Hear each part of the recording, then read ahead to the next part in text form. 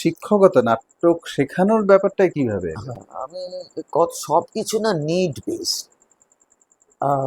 যেটা হলো, আমার দলের ছেলে মেয়ে আসে, কিছু কিছু না জেনে আসে, কিছু ভুলভাল জেনে আসে, কিছু অন্য রকমের কিছু জেনে আসে, সো একটা প্যারিটি হচ্ছে না।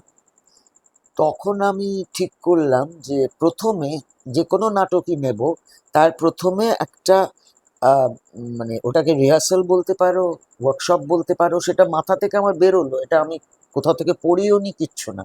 মানে ওই রকম সব সিচুয়েশন করে দিতাম, এবং সিচুয়েশন করে তা মানে নাটকের বাইরে, কিন্তু মোটামুটি নাটকে যেরকম একটা সিচুয়েশন হুম, হুম। আছে, আর সিচুয়েশন উইচ যারা করছে তাদের তাদের চেনা, আচ্ছা। তো সেইটার মধ্যে দিয়ে তারা গেলে তখন they feel a little relaxed, করতে পারে, সেই তারপরে সেটাকে তুলতাম নাটক।